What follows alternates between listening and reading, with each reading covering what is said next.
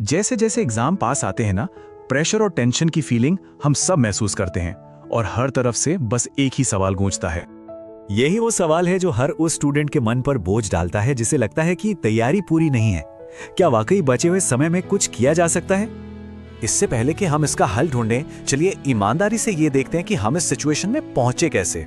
ये अफसोस की एक जानी पहचानी कहानी है जहां वक्त बस आंखों के सामने से गायब हो जाता है। सोचिए, जब साल शुरू होता है तो हम कहते हैं अरे पूरा साल पड़ा है। फिर कुछ महीने बीतते हैं, 5 महीने बचे होते, अभी भी काफी टाइम है। लेकिन यही सोच एक जाल है। पता चलने से पहले ही 1 महीना रह जाता है, फिर 10 दिन, और घबराहट तो तब शुरू होती है जब एग्जाम अगले ही दिन होता है। और यही तो सबसे जरूरी बात है। टाल मटोल का ये जो पैटर्न है ना, ये सिर्फ एग्जाम्स तक नहीं रहता। अगर इसे यही नहीं तोड़ा तो ये एक आदत बन जाता है जो करियर, प्रोजेक्ट्स और जिंदगी के हर पहलू पर असर डालता है।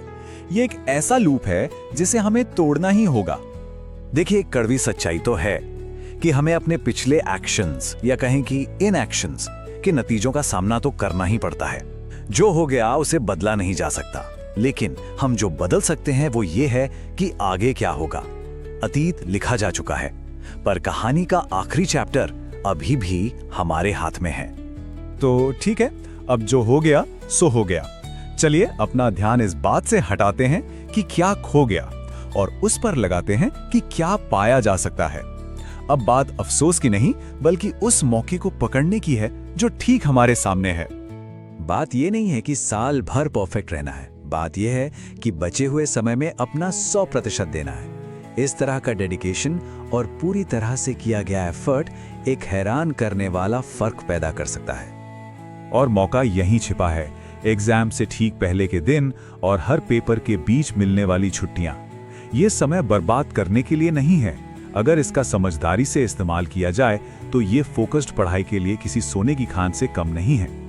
अच्छा, इस आखिरी लड़ाई के लिए जो माइंडसेट चाहिए ना, उसे समझने के लिए चलिए एक बहुत ही पावरफुल कंपैरिजन देखते हैं। इस कंपैरिजन में सबसे दिलचस्प बात वो नजरिया है जो ये हमें देता है।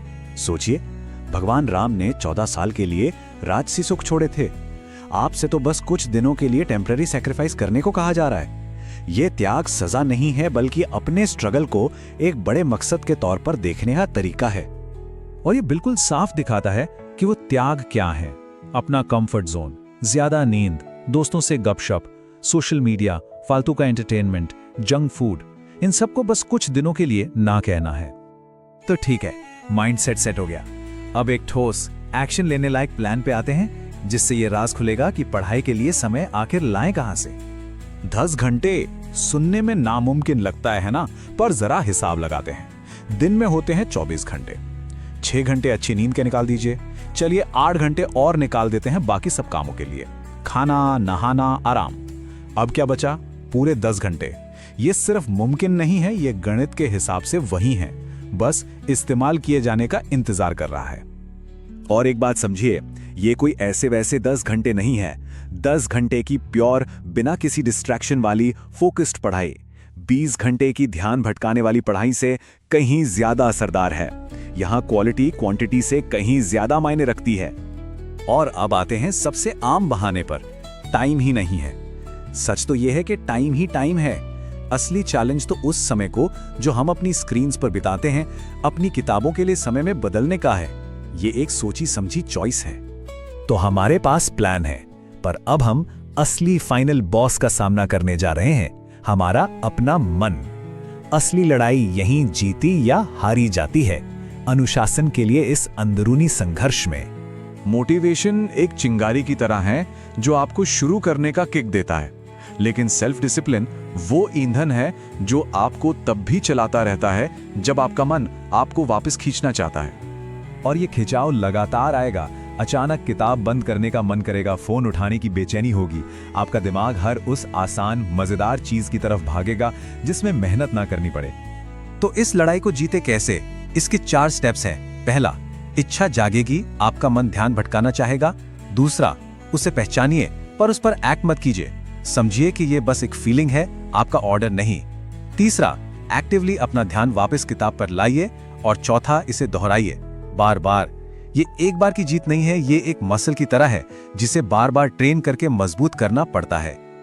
हर बार जब आप इन 4 स्टेप्स को पूरा करते हैं, आप अपने अनुशासन की ताकत को बढ़ाते हैं। और अगर आप इस लेवल का डिसिप्लिन बनाए रख पाए तो जीत सिर्फ मुमकिन नहीं बल्कि तय है। तो आखिर में हम बस इसी एक सवाल के साथ आपको छोड़ते हैं, असली लड़ाई किताबों से है या आपके अपने मन से? यह समझना कि सबसे बड़ी रुकावट हमेशा अंदर ही होती है। जीत की तरफ पहला कदम है।